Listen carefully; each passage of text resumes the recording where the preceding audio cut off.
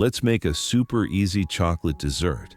Take out 4 cold eggs and separate the whites from the yolks. I'm not sure who first said that eggs should be at room temperature. Most of the time that's completely wrong, so skip that step. Pop the whites in the freezer just for a bit to get them even colder. Now, let's melt half a cup of butter with half a cup of chopped dark chocolate.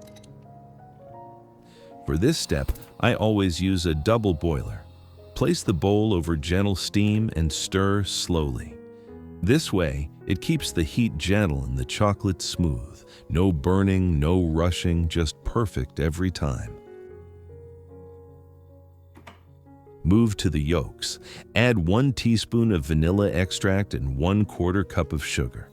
Beat for 2 to 3 minutes until the color turns pale and creamy. Right in that moment, pour in the melted chocolate mixture. Beat for about 30 seconds, just until everything comes together. Look at this color. Isn't it just beautiful? It's like warm cappuccino kissed by morning sunlight. While the egg whites are chilling, let's get the pan ready. Take a 9-inch square pan and line the bottom with parchment paper. Grease the sides with butter or add parchment all around to make it easier later. Set it aside and bring the egg whites out of the freezer. First, beat the egg whites for about 1 minute just to wake them up.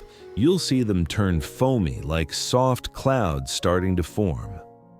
Now, add 1/2 cup of sugar in 3 parts. After each addition, beat for 1 to 2 minutes until it's fully dissolved. Take your time and let the whites get glossy and thick. We're looking for stiff peaks, standing tall and proud. At this stage, gently add the yolk mixture into the bowl. Use a hand whisk and slowly fold it in. From this point on, no electric mixer, we keep it gentle. Keep whisking, just until the color looks even and smooth. And remember, don't overmix. We want to keep all that lovely air inside the batter. Now, it's time for the dry ingredients. Add 1 cup of flour, 1/4 cup of cocoa powder, and 1 teaspoon of baking powder. Sift them over the batter in 3 parts, nice and gently.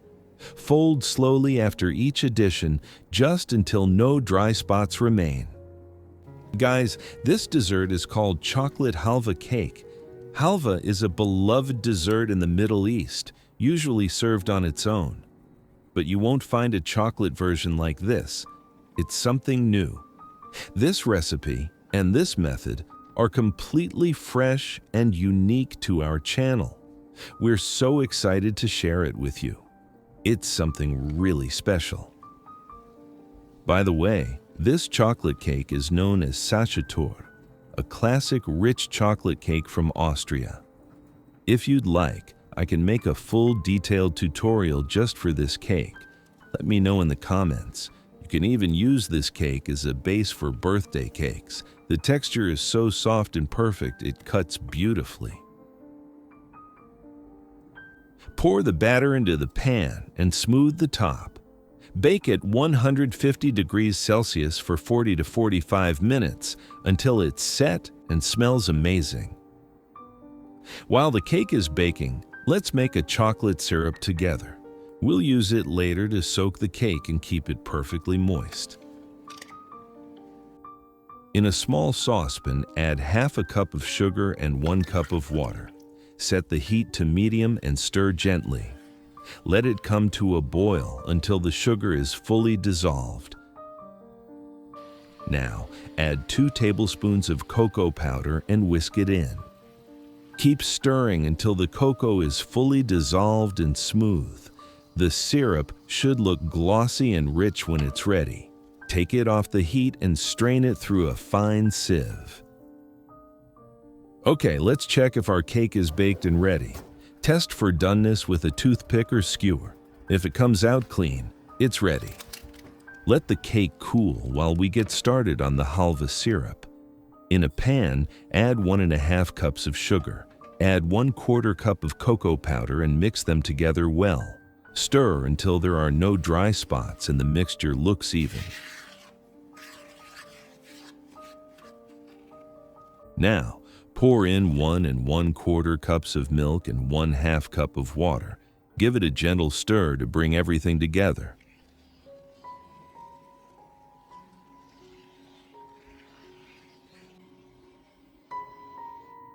Move the pan onto the stove. Set the heat to medium and start stirring gently. Let the sugar dissolve completely and the mixture get nice and hot. Don't leave it on the heat too long, or it will reduce too much. Take the mixture off the heat just before it starts boiling. Immediately add 1/2 cup of chopped dark chocolate. Let it sit for about 1 minute without stirring. Then mix gently until the chocolate melts and blends in completely. In the end, strain the mixture and set it aside. Remember, this is the Halva syrup. Don't mix it up with the cake syrup. By now the cake should be cool, so let's get it ready. Gently remove the cake from the pan. First, run a knife around the edges to loosen it. Then, open the ring carefully. Finally, peel off the parchment paper from the bottom. Slice off a thin layer from the top of the cake and set it aside. Always remove the baked crust on top. It helps the cake soak up the syrup beautifully. Place the cake back into the same pan, but make sure it's clean. Line the sides with fresh parchment paper to keep everything neat. For the best results, make sure both the cake and the syrup are slightly warm. This way, the syrup soaks in perfectly and keeps the cake moist. Save this chocolate syrup recipe. It's perfect for any chocolate cake you want to soak. Now that the cake is soaking, let's move on and make the halva. Set the heat to low and place the pan on the stove. Add 1 1/3 cups of flour and let's start toasting it gently.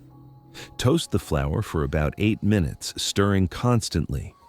This removes the raw taste and gives it a gentle nutty aroma. As soon as the color changes slightly, take it off the heat. Now, sift the toasted flour into a larger pan. This step separates the lumps, leaving you with smooth, even flour. Set the heat to low again, and we're ready for the next step. Add 1/3 cup of oil and 1/4 cup of butter. Stir gently so the fat coats every bit of the flour. Keep mixing until it's fully absorbed and the mixture looks smooth. Now it's time to add the syrup. Pour it in 4 to 5 parts, mixing well after each addition so it absorbs into the flour. Never add it all at once. It won't mix in evenly if you do. This is the most important step, so be patient with it. Take your time, enjoy the process, and let the magic happen slowly. You'll see it turn into a smooth, glossy halva mixture. With every stir, the halva gets smoother, glossier, and comes together beautifully. If you have any questions or something feels unclear, just ask. I'd be so happy to answer and help you get it perfect. When all the syrup is absorbed and the halva moves easily as you stir, it's ready. Give the pan a little shake.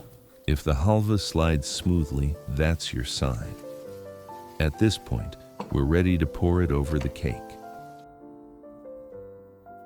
Pour the halva over the cake right away while it's hot. Warm halva spreads like silk, so move with a little speed here. Smooth the top with a spatula, quick hands, gentle touch. No need to chase a perfect shine. The chocolate topping will take care of that. Admire this deep, dark chocolate, like midnight velvet on your cake. You can even make this halva on its own and serve it in small cups. Set it aside and let it cool completely before we move on. For the topping, take 1 cup of chopped dark chocolate. Add 2 tablespoons of vegetable oil right over it. This will give us a smooth, glossy chocolate glaze. Place the bowl over gentle steam and stir until completely smooth. Take it off the heat and give it one last stir. Set it aside to cool down completely before using. In another small bowl, add 1/4 cup of white chocolate. Then, add 1 tablespoon of milk chocolate. Finish with 1 teaspoon of oil to make it smooth and shiny. Place the bowl over gentle steam and stir slowly. Keep mixing until both chocolates are fully melted and smooth. If the color looks too light, add a little more milk chocolate. Then set it aside and let it cool completely. Pour the cooled chocolate glaze over the halva layer. Tilt the pan gently so the glaze covers the top completely. For faster setting, place the cake in the freezer for about 7 minutes before pouring the glaze. That way, the chocolate sets faster and stays shiny. Right after pouring the glaze, pipe the light brown glaze in diagonal lines. Start from one corner of the pan and keep the lines evenly spaced to the end. If the glaze starts to set on the edges, don't worry. It just means we waited a bit too long. Next time, move a little faster. Use a skewer or toothpick to drag lines downward through the glaze. Leave a little space between each line to keep the pattern neat. Repeat until you've created a beautiful, even design across the top. Now, go back and drag the lines upward between the ones you just made. This will create that classic, beautiful feathered pattern. Place the pan in the fridge for about 20 minutes until the chocolate is fully set. Carefully open the ring and lift it away from the cake. Gently peel off the parchment paper from the sides. Trim around the edges of the cake to make them perfectly smooth. Warm the knife slightly first. It makes cleaner, easier cuts. Now, slice the dessert lengthwise into 4 equal strips. Then, cut each strip in half across to make 8 pieces in total. Of course, you can adjust the sizes any way you like. Let me share a little tip. You'll notice it yourself in a moment. If your pan or serving background is white, the dessert's color really pops. It makes the whole presentation look even more beautiful. Here it is, chocolate halva cake, soft as a cloud, dark as midnight, and shining like a star. One bite and it feels like a little celebration. This is the joy of pastry.